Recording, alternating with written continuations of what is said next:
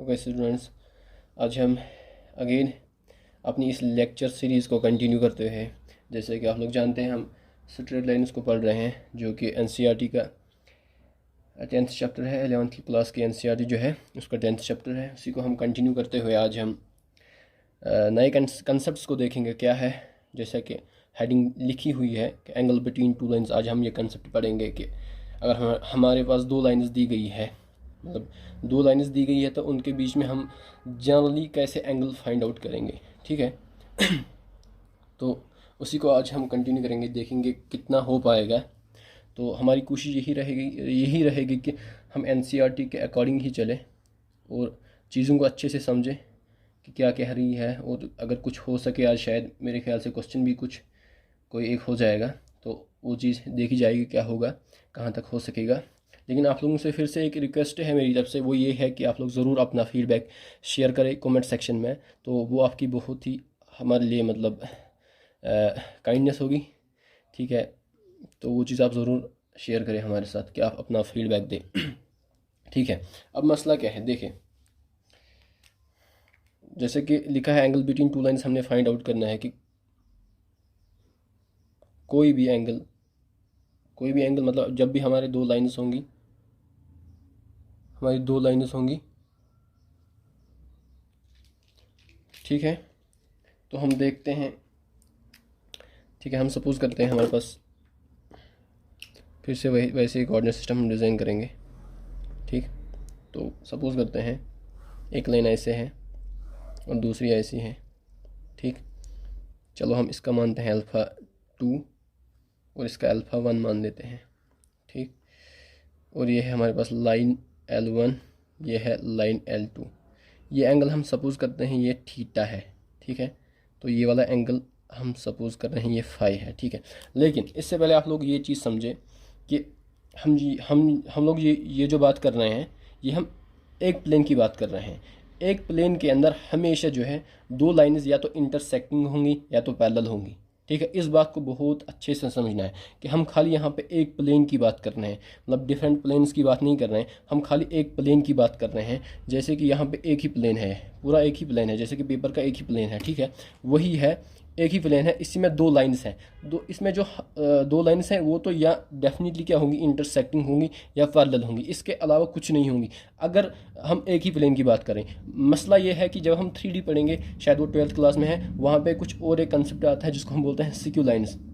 सिक्यू lines क्या होती है, वो क्या होती है कि ना ही वो लाइन्स क्या होंगी इंटरसेक्टिंग होंगी, ना ही पैरेलल होंगी। लेकिन वो कब होता है, जब हमारे पास डिफरेंट प्लेन्स होती हैं, जब एक लाइन एक प्लेन में लाई करती है और दूसरी लाइन दूसरे प्लेन में लाई कर रही है। लेकिन मसला यहाँ पे है, यहाँ पे जो मसला है वो यही है कि हम एक ही प्लेन की बात कर रहे हैं कि जो एक प्लेन है हमारे पास, उसमें जो लाइन्स पास हो रही हैं, ठीक है, उसमें जो लाइन्स लाई कर रही हैं, टू लाइन्स सपोज कर रहे हैं कि दो लाइन्स उसमें लाई कर रही हैं। लेकिन वो दो लाइन्स हमेशा खाली दो कंडीशंस में होंगी, या तो पैरेलल होंगी या तो इंटरसेक्टिंग होंगी। ठीक है, पैरेलल, इनके सब पैरेलल क्या होगा, तो एंगल ज़ीरो आ जाएगा उनके बीच में। ठीक है, लेकिन मसला वो तो कभी मीट ही नहीं करेंगी, तो एंगल ज़ीरो आ जाएगा। ठीक है, अब मसला क्या है, अब जो इंटरसेक्टिंग लाइंस हैं तो उनके बीच में हम लोग फाइंड आउट करेंगे कि एंगल क्या होता है। ठीक है, हमने यहाँ पे सपोज किया कि हमारे पास कोऑर्डिनेट सिस्टम है। फिर से हमने दो लाइंस को लिया है L1 एंड L2।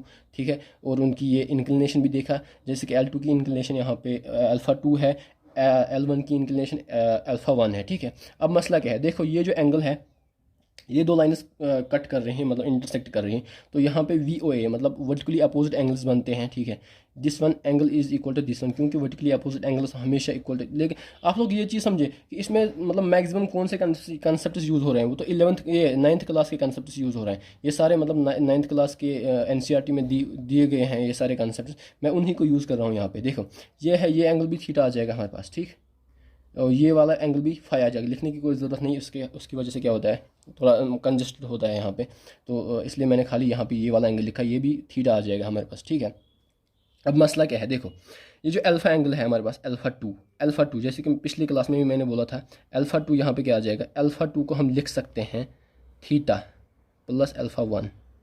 ठीक, थीटा प्लस अल्फ़ा 1। ठीक है, क्योंकि ये तो एक्सटीरियर एंगल प्रॉपर्टी है, एक्सटीरियर एंगल प्रॉपर्टी। ठीक, एक्सटीरियर एंगल प्रॉपर्टी है। एंगल, क्योंकि मैंने पिछली क्लास में मतलब अगर आप यहाँ पे आप लोगों को कन्फ्यूजन, आप ज़रूर पिछला लेक्चर देखिए, पिछला वीडियो देखिए, तो उसमें ज़रूर ये चीज़ मैंने मतलब ये क्लियरली दिखाई है कि ये कैसे इसके बराबर होता है। ठीक है, वैसे ये बहुत आसान है, आप लोगों को मैं मान के चलता हूँ आप लोगों को ये क्लियर होगी। ठीक है, तो हम यहाँ पे ये लिख सकते हैं, अगर हम थीटा को एक साइड करेंगे, theta is equal to alpha 2 minus alpha 1। ठीक है, ये कंडीशन, ये हमारे पास रिज़ल्ट एक आया। ठीक है, ये हमारे पास रिज़ल्ट एक आया। ठीक, अब मसला क्या है देखो।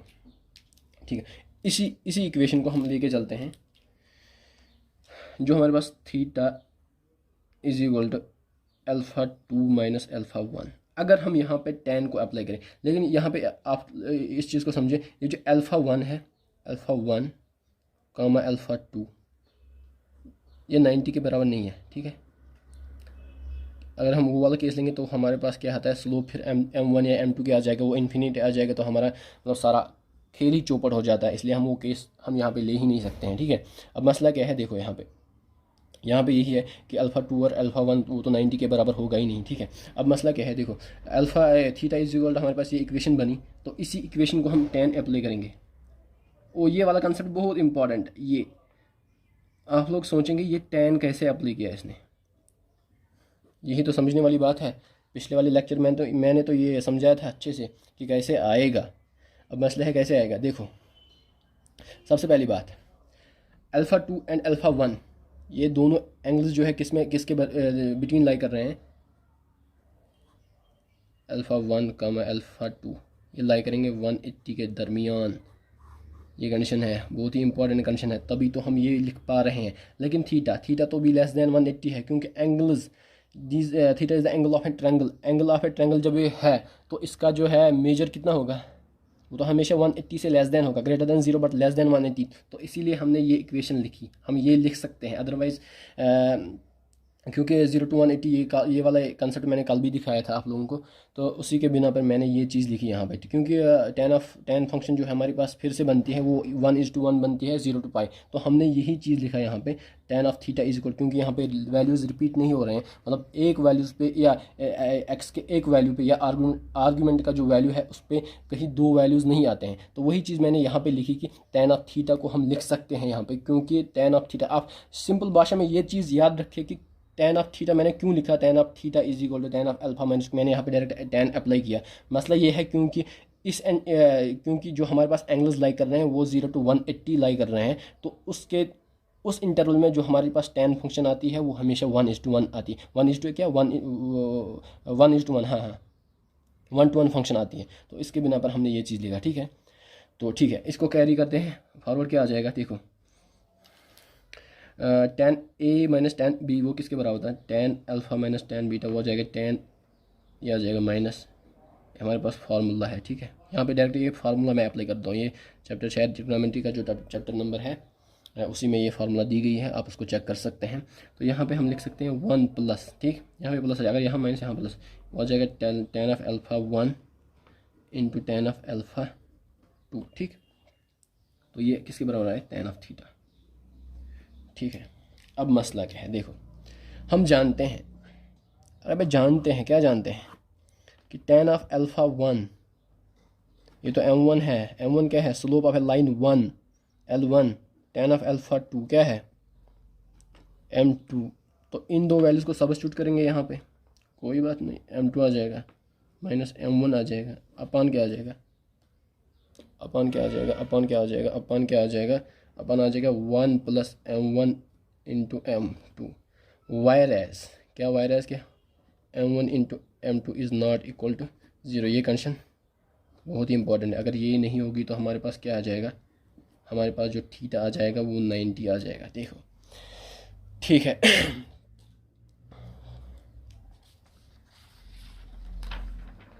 तो हमारे पास क्या इक्वेशन बनी, हमारे पास इक्वेशन ये चीज़ बनी कि tan ऑफ थीटा का जो वैल्यू आया हमारे पास वो आया m2 माइनस m1 अपन 1 प्लस m2 या m1 इंटू m2। ठीक है, वायरस क्या, m2 into m1 is not equal to 0। मसला ये क्या है देखो, सबसे पहले हमने ये चीज़ क्या की, हमने सबसे पहले हमने ये चीज़ की कि अगर यहाँ पे ये जो है ये -1 के बराबर नहीं होना चाहिए। दैट मीन्स कि जैसे हमने कल देखा था परपेंडिकुलर ऑफ लाइन्स में क्या देखा था, जब हम वो कंडीशन चेक कर रहे थे कि दो लाइन्स कब परपेंडिकुलर हो सकती है, जब उनके स्लोप्स का क्या प्रोडक्ट क्या आ जाएगा, वो -1 के बराबर आ जाएगा। ठीक है, तो फिर क्या आता था, फिर हमारे पास उनके एंगल्स के दरमियान जो डिफरेंस आती थी वो 90 आती थी। ठीक है, वो 90 आ जाती थी। ठीक है, तो उसके उसी वक्त क्या साइमल्टेनियसली उसी वक्त क्या वो दो लाइन्स क्या ये परपेंडिकुलर थी आपस में। ठीक है, और दूसरी कंडीशन ये आ रही थी हमारे पास। ठीक है, अब मसला ये है, हम लोगों ने यहाँ पे क्या एज्यूम किया कि जो हमारे पास लाइन्स है वो परपेंडिकुलर नहीं है। जैसे कि मैंने आपको पहले ही बोला α1 का मैं α2 को हम 90 के बराबर नहीं लेते हैं। ठीक है, वो चीज़ तो मैंने पहले ही बताया। ठीक, अब मसला क्या है, ठीक है, ये कंडीशन अगर ये कंडीशन हमारे पास नहीं होगी तो हमारे पास जो स्लोप आ जाएगा वो इन्फिनिटी को टेंड करेगा, और उसी के साथ हमारे पास थीटा जो आएगा वो 90 का आ जाएगा। हम वो केस को हमने पहले ही उस केस को एलिमिनेट किया। ठीक है, अब मसला क्या है, देखो अब मसला क्या है, जो हमारे पास थीटा वैल्यू आया, थीटा वैल्यू ये वाला वैल्यू थीटा वैल्यू, ठीक है, ये थीटा किसके बराबर हमारे पास आया, ये आ गया हम लोगों को कि m2 - m1। लेकिन मसला यही है, देखो यहाँ पे उसी वक्त अगर ये एंगल इन दो लाइन्स के दरमियान है, उसी वक्त फाई भी तो एंगल है जो इन लाइन्स के दरमियान है कि नहीं, ये तो क्लियर है। अगर ये भी एंगल दो लाइन्स के L1 एंड L2 के बीच में है, लेकिन उसी वक्त तो फाई भी L1 और L2 के बीच, तो फ़र्क क्या है, फ़र्क ये है, देखो जो हमारे पास थीटा है, थीटा कामा फाई, उनके बीच में क्या रिलेशन है, उनके बीच में यही रिलेशन है कि theta is equal to 180 - phi. ठीक, 180 माइनस, क्योंकि थीटा और फाई जो ये दो एंगल जो है ये एडजेसेंट एंगल्स है, एडजेसेंट एंगल्स। ठीक है, lying on the same line. ठीक, अब मसला क्या है, देखो एक एंगल अगर हमारे पास थीटा ये चीज़ आई, ठीक, थीटा हमारे पास ये चीज़ आई, ठीक है, हम यहाँ पे निकाल सकते हैं थीटा, क्योंकि थीटा को हम फिर इन्वर्स लगा देंगे तो हमारे पास थीटा आ जाएगा। थीटा यहाँ पे लिख सकते हैं, theta is equal to tan inverse of, ठीक है, m2 - m1। खैर ये चीज़ आप छोड़े, ये शायद आपने नहीं पढ़ा क्योंकि ये 12th का कंसेप्ट है। छोड़े, तो हमारे पास थीटा का ये वैल्यू आ जाएगा। मसला ये है, पहले ये समझा, जो हमारे पास tan ऑफ थीटा का वैल्यू वो ये चीज़ आई। ठीक है, अब मसला ये है, देखो क्योंकि हमारे पास थीटा भी एंगल बिटवीन टू लाइन्स है और फाई भी एंगल बिटवीन टू लाइन्स है, तो फाई को हम कैसे निकालें, फाई को हम कैसे निकालें, हमारे पास ये क्वेश्चन है कि हम फाई को कैसे निकालें, क्योंकि हम जानते हैं ये वाली रिलेशन जो है ये थीटा और फाई के बिटवीन एग्जिस्ट हो रही है। ठीक है, तो हम ये चीज़ इसी को अगर हम मैनिपुलेट करेंगे वो आ जाएगा phi is equal to 180 minus theta. हाँ क्लियर है, कोई बात नहीं, इसमें कोई शक की कोई गुंजाइश ही नहीं है। ठीक, तो हम ये चीज़ लिख सकते हैं tan of phi, tan of phi किसके बराबर आएगा, tan ऑफ फाई आ जाएगा फिर हमें पास tan ऑफ 180 माइनस थीटा, वो किसके बराबर आता है, वो आ जाता है -tan ऑफ थीटा के बराबर। देखो ये भी ये भी तो फार्मूला है, tan ऑफ 180 माइनस थीटा, ये भी तो फार्मूला है, ये आता है tan थीटा। क्यों आता है, देखो अब इस चीज़ को समझाना पड़ेगा। ठीक है, कर लेते हैं यहाँ पे क्लियर, कोई बात नहीं, ये कोई मसला नहीं है। हम उसी फार्मूला को फिर से अप्लाई करते हैं। हमारे पास tan ऑफ 180 माइनस थीटा ये किसके बराबर आ जाएगा, ये आएगा tan of 180 minus tan of theta.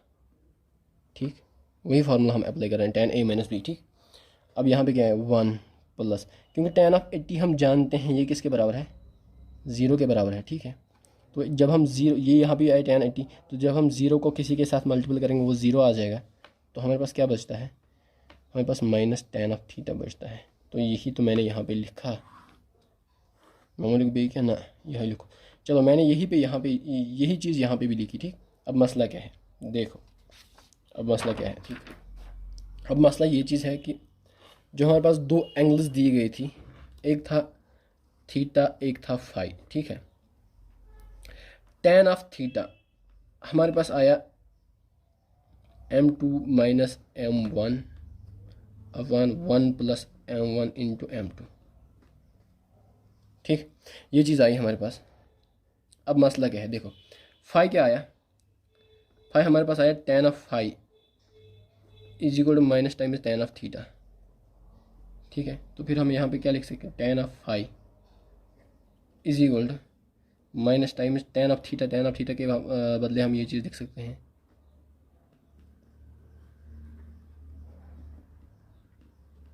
अब मसला है ये यहाँ पे माइनस क्यों आया, यहाँ पे पॉजिटिव क्यों आया, ये चीज़ समझने की ज़रूरत है। यहाँ पे देखो मसला क्या है, मैंने आपको पहले ही बोला था। देखिए भाई, मैं यहाँ पे इस चीज़ को ग्राफ से आप लोगों को समझा दूंगा। तो ग्राफ की वजह से क्या होता है, चीज़ें आसान हो जाती है और हमारे लिए समझना भी बहुत आसान हो जाता है। देखिए मैं कैसे इसको समझाता हूँ आपको। देख, हम जानते हैं, जैसे कि हमने कल भी जाना है, हमारे पास tan फंक्शन जो है उसका ग्राफ जो हमारे पास ऐसे बनता है। ठीक, ये आता है π/2 मतलब 90 डिग्री। ठीक, अगर यहाँ पे पाई आ जाएगा, ठीक है, सपोज़ यहाँ पे पाई, इसको मान के चलते हैं ये पाई है। ठीक, तो हमारे पास जो ये ऐसे बनता है। ठीक, देखो देखो देखो मसला क्या है, 0 से लेके 90 तक, 0 से लेके 90 तक, 0 से लेके 90 तक ये क्या आता है, ये आता है एक्यूट एंगल। ठीक, 90 से लेके कहाँ तक, 180 तक, ये कौन सा आता है, इसको बोलते हैं ऑब्ट्यूज। ठीक, देखिए अब चेक करें खुद ही, ये हमारे पास tan function, tan of theta को चलो हम tan ऑफ थीटा लिखते हैं। ठीक, देखें अब खुद आप चेक करें, यहाँ से लेके यहाँ तक tan ऑफ थीटा का वैल्यू क्या है, वो पॉजिटिव आता है, क्योंकि एबो एक्स एक्सिस जो भी y के वैल्यू आ जाएंगे वो सारे पॉजिटिव आते हैं। ठीक है, ठीक है, तो इस वजह से क्या यहाँ पे आई, यहाँ पे ये चीज़ आई पॉजिटिव, क्योंकि यहाँ पे थीटा क्या होगा, फिर थीटा यहाँ पे फिर एक्यूट होगा, theta is equal to acute. ठीक, अब मसला देखो, 90 से लेके 180 तक, 90 से लेके 180 तक, 90 से लेके 180 तक हमारे पास जो tan का वैल्यू बनता है वो क्या बनता है, नेगेटिव, क्योंकि ये सारे वैल्यू जो है बिलो एक्स एक्सिस लाई कर रहे हैं, तो इनका वैल्यू क्या आ जाएगा, वो आ जाएगा माइनस। ठीक, वो आ जाएगा माइनस। तो हमारे पास क्या रिजल्ट आया, अगर हमारे पास फाई जो है इस वक्त, फाई जो है ऑब्ट्यूज है, क्या है, ऑब्ट्यूज एंगल, तो इसीलिए हमारे पास जो स्लोप आया वो क्या आया, वो आया नेगेटिव। ठीक है, अब मसला नटशेल में क्या समझना है, जब भी हमारे पास एक्यूट एंगल होगा, जब भी हमारे पास एक्यूट एंगल होगा, सपोज ऐसे है, ठीक है, अब एक्यूट एंगल यह है 90, एक्यूट एंगल इस दरमियान लाई करेगा। ठीक है, कहीं पे भी ये सारे एक्यूट एंगल्स हैं। ठीक है, ये सारे एक्यूट एंगल्स हैं। ठीक है, इनका जो tan ऑफ थीटा आ जाएगा वो हमेशा पॉजिटिव आ जाएगा। ठीक, अब मसला है जब हमारा एंगल लाई करेगा इसके बिटवीन, ठीक है, ये यहाँ से कहीं भी, मतलब 180 तक कहीं पे भी। ठीक है, अगर हम इसको लेके चलते हैं, या ये वाला एंगल या ये वाला एंगल, ठीक, ये सारे एंगल जो है ये ऑब्ट्यूज है, क्यों, ये 90 से greater than but less than 180, तो इनका जो मान आ जाएगा tan ऑफ फाई, चलो इसको लेके मान के चलते हैं ये फाई है, तो वो हमेशा नेगेटिव आ जाएगा। ठीक है, तो इस लाइन का हमेशा क्या, ये ऑब्ट्यूज एंगल फॉर्म करती है, तो इसका जो इसका जो हमारे पास स्लोप आ जाएगा वो हमेशा क्या आ जाएगा, नेगेटिव। तो ये चीज़ समझने की ज़रूरत थी। तो हमारे पास नटशेल में क्या आ जाए, रिजल्ट आया, नटशेल में हमारे पास ये चीज़ आई, tan ऑफ थीटा, हम एक जनरलाइज रिजल्ट हम बता रहे हैं यहाँ पे, tan ऑफ थीटा हम लिख सकते हैं mod of m2 minus m1 upon 1 plus m1 into m2। क्यों मसला क्यों है, देखो जब हमारे पास tan ऑफ थीटा किसके बराबर आ जाएगा, नेगेटिव के बराबर आ जाएगा। ठीक है, तो उस वक्त हमारे पास ये जो है ये रिजल्ट लाई करेगा, ये क्या होगा उस वक्त लेस देन 1 होगा, ये लेस देन 0 होगा, मतलब नेगेटिव होगा। और जब हमारे पास tan ऑफ थीटा का वैल्यू मतलब पॉजिटिव आ जाएगा, पॉजिटिव क्या मतलब एक्यूट एंगल होगा, तो उस वक्त हमारे पास सिंपल में क्या आ जाएगा, m2 माइनस m1, वो ये वाला सारा रिजल्ट क्या आ जाएगा, पॉजिटिव आ जाएगा। ये चीज़ समझने वाली थी, तो हम ये चीज़ थोड़ी समझने वाली थी। अब मसला क्या है, देखो इस चीज़ को मैं फिर से यहाँ पर बयान कर दूँगा, दूसरे अल्फाज में समझा दूँगा। इस चीज़ का मतलब क्या है, देखो इस चीज़ का मतलब क्या है, मैंने पहले लेक्चर में भी ये चीज़ समझाई थी। अगर हमारे पास मॉड में कुछ आता है, सपोज x, ठीक है, इसको मान के चलते हैं x, ये x mod of x is equal to x होता है। ठीक है, mod of x is equal to x when x is greater than 0, ठीक, या इक्वल टू 0। और दूसरा क्या होता है, ये माइनस x के बराबर होता है when x is less than 0। ये चीज़ समझना है, क्योंकि मैंने पहले भी बोला था आप लोगों को मॉड ऑफ x का मतलब क्या होता है। इसका मतलब ये होता है कि 0 से x कितनी दूरी पर है, 0 से x कितनी दूरी पर है, इसका मतलब होता है। देखो आप खुद इस चीज़ को फैसला करेंगे कि ये कैसे आता है, मतलब बहुत ही आसान तरीके से मैं इसको समझा दूंगा। ठीक, देखो ये हमारे पास ज़ीरो, ठीक है। मैं ये बोल रहा हूँ कि मॉड ऑफ एक्स का मतलब होता है कि ज़ीरो से एक्स कितनी डिस्टेंस पे है, ठीक है। ज़ीरो से एक्स कितनी डिस्टेंस पे, चलो मैं यहाँ पे मानता हूँ ये एक्स आ जाएगा, ये आ जाएगा माइनस एक्स, ठीक। ये एक्स है, ये माइनस एक्स, ठीक है। यहाँ से लेके यहाँ तक डिस्टेंस कितनी है, एक्स। तो जब एक्स ग्रेटर देन होगा ज़ीरो तो वो इस साइड लाई करेगा, तो उस वक्त हमारा वैल्यू क्या आ जाएगा, मॉड ऑफ एक्स का वैल्यू क्या आ जाएगा, एक्स। तो वही तो मैंने लिखा। अब मसला क्या है, अगर एक्स हमारा लेस देन ज़ीरो है, वो इस रीजन में लाई करेगा। किस रीजन में, वो उस वक्त इस रीजन में लाई करेगा, ठीक है। इस रीजन में लाई करेगा कहीं पे भी, मतलब जनरल मैंने अब पॉइंट यहाँ पे दिखाया। मसला ये, वो इस रीजन लेफ्ट साइड अब जीरो लाई करेगा, तो उस वक्त भी डिस्टेंस हमारी क्या होगी, उस वक्त भी डिस्टेंस हमारी एक्स, क्योंकि मैं बोल रहा हूँ कि मॉड ऑफ एक्स का मतलब होता है कि एक्स से ज़ीरो से एक्स कितनी डिस्टेंस पे है, तो वो क्या आ गया, वो फिर भी एक्स आ जाए, क्योंकि यहाँ पे जो ये खुद एक्स है ये माइनस होगा, फिर हम जब उसको माइनस से मल्टीप्लाई करेंगे तो हमारे पास पॉजिटिव रिजल्ट आ जाएगा। तो हम इसलिए लिखते हैं कि mod of x is equal minus x, क्योंकि एक्स खुद लेस देन ज़ीरो है। तो ये चीज़ यहाँ पे थी, इसको समझना है। अगर समझ ना आया हो तो मुझे ज़रूर कमेंट सेक्शन में बता दीजिएगा। वैसे मैंने इसको बहुत अच्छे तरीके से समझा है, तो आई होप कि you people have understood this thing. तो चले हम अब कंटिन्यू करते हैं, ठीक। तो अब हम नटशेल में रिज़ल्ट क्या लिखेंगे, नटशेल में हमारे पास रिज़ल्ट क्या आया, नटशेल में हमारे पास ये चीज़ आई। मैंने सोचा था यार 10 मिनट में ख़त्म कर दूंगा, लेकिन ये तो 20 मिनट लेके चला गया हमारे, ठीक। अब मसला है, देखो अब क्वेश्चन हमारे पास है, एग्जाम्पल है हमारे पास, एग्जाम्पल एनसीईआरटी, एग्जाम्पल 2 है हमारे पास एनसीईआरटी की हमारे पास एक एग्जाम्पल है। एग्जाम्पल क्या है, एग्जाम्पल कहती है, क्या कहती है, अगर दो लाइन्स हमारे पास दी गई है, ठीक है, हमारे पास दो लाइन्स दी गई है, सपोज ये है एक लाइन और ये है दूसरी लाइन, तो इनके बीच में जो एंगल दिया गया है वो pi by four is equal to 45 degree, ठीक है, इक्वलेंट, ठीक। तो वो दिया है, ठीक। And slope of one line is, ठीक है, ये एक लाइन है, चलो एक लाइन मानते हैं, ये दूसरी लाइन हम ये मान के चलते हैं, ठीक है, ठीक। तो ये क्या कह रहा है, अगर एक लाइन ये है L1 है L2 है, चलो हम L1 का स्लोप मान के चलते हैं L2, ये क्वेश्चन में गिवन है, ठीक है। एक लाइन का स्लोप क्या है, 1/2 है। और अब फाइंड आउट क्या करना है, हमें L2 का स्लोप करना, मतलब M2 हमको फाइंड आउट करना है, ये चीज़ हमको फाइंड आउट करनी। तो हमारे पास तो अभी फार्मूला थी, बहुत आसान है। हमारे पास क्या फार्मूला थी, हमारे पास फार्मूला ये चीज़ थी कि tan of theta is equal to किसके बराबर है, M2 minus M1/1 plus M1 into M2। मसला क्या है, देखो अगर आप इसको बिना मार के भी रख सकते हैं, उसको भी मैं सिखा दूंगा उसको कैसे सॉल्व करना, लेकिन अभी हम इसी हिसाब से हम इसको मोड में रखते हैं, ठीक है, ताकि हमारे पास दोनों वैल्यूज़ आ जाएंगे। तो लास्ट में वो चीज़ भी मैं सिखा दूंगा कि उसकी फिजिकल सिग्निफिकेंस भी सिखा दूंगा, तो उस वक्त कैसे लाइन्स बनेगी, ठीक है। तो हमारे पास जो टेन ऑफ थीटा कितना है हमारे पास, पाई/4, तो टेन ऑफ पाई/4 वो आता है 1, टेन ऑफ 1 डिग्री नहीं 1 आ जाएगा, ठीक है। टेन ऑफ 45 क्या आता है 1 के बराबर, ठीक है। 1 is equal to M2 minus M1 plus M1 into M2, ठीक है। तो इसी 1 को फिर से हम लिख लेंगे, हमारे पास जो M2 को हम ऐसे ही रखेंगे, लेकिन M1 क्या आ जाएगा हमारे पास 1/2, ठीक। तो 1 प्लस M1 कितना है, तो यह आ जाएगा M/2, ठीक। तो वो किसके बराबर आएगा, देखो यहाँ पे मैंने कौन सा केस लिया है, मैंने यहाँ पे ये केस लिया कि जब हम थीटा को इस वक्त क्या एज्यूम कर रहे हैं, थीटा को एज्यूम क्या कर रहे हैं, थीटा तो है इस वक्त 45, तो इस वक्त क्या आ जाएगा हमारे पास, थीटा तो हमारे पास एक्यूट एंगल है, ठीक है। अभी तो एक्यूट एंगल, तो हम इसका क्या कौन सा वाला केस लेंगे, इसका तो हम पॉजिटिव वाला केस लेंगे, ठीक है। थीटा तो हम इस वक्त क्या लेंगे, पॉजिटिव वाला केस, ठीक है। मसला ये चीज़ है, ठीक। अब मसला क्या है, देखो ये आ जाएगा 2M-1 अपॉन 2M नहीं 2 + M2, देखो जो डिवाइड में 2 है वो दोनों साइड कैंसिल हो जाएगा, ये कैसे होगा, ठीक है। मैं इस चीज़ को मान के चलता हूँ कि आप लोगों को ये आती है, लेकिन अगर आपको नहीं आती है फिर भी मैं इस चीज़ को दिखा दूंगा वो कैसे आ जाएगा। देखो इसका जो डिवाइड में 2 आ जाएगा, इसका भी डिवाइड में 2 आ जाएगा, वो कैंसिल हो जाएगी, ठीक है। अब इसको इस स्टेप को मैं स्किप भी कर देता हूँ, कोई बात नहीं। अच्छा ठीक है, सिखा दूंगा कैसे है, तो इसलिए इसको ऐसे ही कर लेते हैं, हो जाएगा, ठीक है।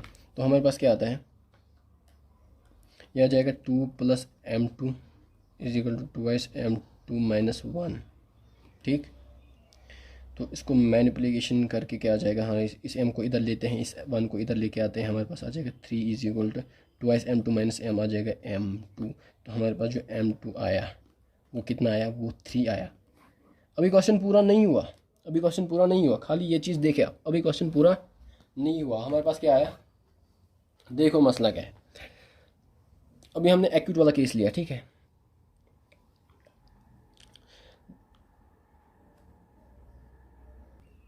ठीक है स्टूडेंट्स, अभी तक हमने खाली इसका एक केस लिया था, अब हम इसका दूसरा केस लेते हैं। Modulus of m2 = m1 upon 1 + m1 × m2, ठीक। ये है हमारे पास tan of थीटा।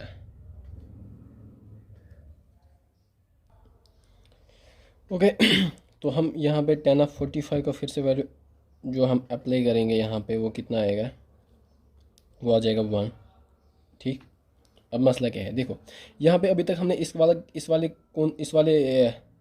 थिंग का कौन सा केस लिया था, इस वाले का हमने ये वाला केस लिया था कि जब ये ग्रेटर देन 0 हो जाएगा होगा तो उस वक्त क्या आ जाएगा, तो इस वक्त खाली इसका वैल्यू क्या आ जाएगा, पॉजिटिव होगा, ठीक है। लेकिन जब हम इसको लेस देन 1 लेंगे, लेस देन 1 क्या आ जाएगा, लेस देन 1 नहीं, देखो यहाँ पे मॉडुलस ऑफ, अभी तक हमने इसका पॉजिटिव, लेकिन जब ये वाला केस लेस देन 1 होगा तो उस वक्त क्या आ जाएगा, उस वक्त ये आ जाएगा -m/m2 - m1, नहीं ठीक, अपॉन 1 + m1 × m2। क्योंकि मैंने पिछली स्लाइड में आप लोगों को ये चीज़ दिखाया था, हाँ ये चीज़ मैंने दिखाया था कि मॉड ऑफ एक्स के दो वैल्यूज, एक तो मॉड ऑफ एक्स जब x ग्रेटर देन 0 होगा, और मॉड ऑफ x = -x जब x लेस देन होगा। तो वही हम यहाँ पे इस चीज़ को एज्यूम कर रहे हैं, हमारे पास ये चीज़ आ जाएगी, ठीक है। तो जब ये लेस देन 1 होगा तो उस वक्त इसका वैल्यू क्या आ जाएगा, उस वक्त इसका ये चीज़ वैल्यू आ जाएगी, ठीक है। इस माइनस को हम यहाँ ट्रांसफ़र कर देते हैं, तो हमारे पास क्या रिजल्ट आता है, m2 - m1। और स्टूडेंट्स मैं इस चीज़ को आपको फिजिकली भी दिखा दूंगा कि मतलब ये केस कौन सा बनता है, ठीक। m1 × m2 = -1, ठीक है। तो ये क्या बनेगी अब तो हम फिर से m1 का वैल्यू पुट आउट करते हैं, वो आ जाएगा m2 - 1/2 अपॉन 1 + m2/2 = -1, ठीक। यार इसको फिर से सॉल्व कर देते हैं। अगर हम यहाँ पे इसको सॉल्व करेंगे, यहाँ पे इसको सॉल्व कर देते हैं, यह आ जाएगा 2m2 - 1/2। मैं इस स्टेप को जो यहाँ पे मैंने स्किप किया था, मैं इसको यहाँ पे क्लियरली दिखा दूँगा कैसे आ जाएगा, ठीक है। यह आ जाएगा 2 + m2 अपॉन 2, ठीक। तो ये आ जाएगा टोटल = -1 के बराबर, ठीक है। ये 2 और ये 2 जाएगा, ठीक है। तो हमारे पास क्या बचता है, हमारे पास फिर क्या चीज़ बचती है, हमारे पास बचती है 2m2 - 1 अपॉन 2 + m2 = -1, ठीक है। तो हम फिर से इसको मल्टीपल का इसको यहाँ ट्रांसपोज करेंगे, ये आ जाएगा -2 - m2, ठीक है। इसको यहाँ शिफ्ट किया तो माइनस के साथ मल्टीपल किया तो फिर -2 आ जाएगा, -m2 आ जाएगा, ठीक। अब मसला क्या है, देखो इस माइनस को यहाँ शिफ्ट कर लेते हैं, इस वाले m2 को, यह आ जाएगा 3 × m2 = -2 + 1, ठीक है। ये है यहाँ पे m, ये है यहाँ पे m2, ठीक। तो वो किसके बराबर आ जाएगा, ये आ जाएगा -1 के बराबर, ठीक है। थ्राइस ऑफ m2, तो m2 जो हमारे पास आया -1/3, ठीक है। ये केसेस मैं समझाता हूँ हमारे पास दो चीज़ें क्यों आई। एक तो हमारे पास m2 का वैल्यू क्या आया, 3, और दूसरा क्या आया, ये तो पिछले पेज में दिखाया था मैंने कैसे 3 आया, और दूसरा क्या आया, -1/3। तो ये दो वैल्यूज़ कैसे पॉसिबल है, ये दो वैल्यूज़ अब समझना इस चीज़ को ज़रूरी है कि ये दो वैल्यूज़ कैसे पॉसिबल है। देखो कैसे पॉसिबल है, हमने क्या, हमारे पास एक लाइन दी गई थी, चलो हम इसको मानते हैं 1/2 था इसका स्लोप, ठीक है। ये था इसका स्लोप 1/2, ठीक। अब मसला क्या है, देखो हमारे पास जो लाइन है, दूसरी लाइन जो है वो इसके साथ 45 डिग्री एंगल बनाती है, वो इसके साथ 45 डिग्री एंगल बनाती है। उसकी दो पॉसिबिलिटी है, उसकी दो पॉसिबिलिटीज़। एक तो वो लाइन या तो क्या होगी, या तो वो क्या होगी, उसका इंक्रीजिंग स्लोप होगा, मतलब पॉजिटिव स्लोप होगा। जब उसका पॉजिटिव स्लोप होगा तो उस वक्त क्या आ जाएगा, देखो भाई, उस वक्त ऐसे आ जाएगा, ठीक है। जब उसका पॉजिटिव स्लोप होगा तो ये वाला एंगल जो होगा ये 45 डिग्री होगा, ठीक। तो तब भी तो 45 डिग्री एंगल बना दिया, ठीक है। अब मसला क्या है, जब इस लाइन का नेगेटिव स्लोप होगा, नेगेटिव तो ये फिर डिक्रीजिंग आ जाएगी, मतलब एक्स एक्सिस के नेगेटिव का मतलब ये ऑब्ट्यूज एंगल बनाएगी किसके साथ, एक्स एक्सिस। तो ये लाइन कैसी होगी, ये ऐसी होगी, ठीक है। तो ऐसी होने की वजह से क्या है, ये इसके साथ कितना एंगल बनाएगी, इस वाली लाइन के साथ, वो इसके साथ भी 45 बनाएंगे। देखते हैं कैसे आ जाए। देख, अगर ये इसको हम रेफरेंस मान के चलते हैं तो 45 ऐसे आ जाएगा, ठीक। 45 तो फिर ऐसे आ जाएगा।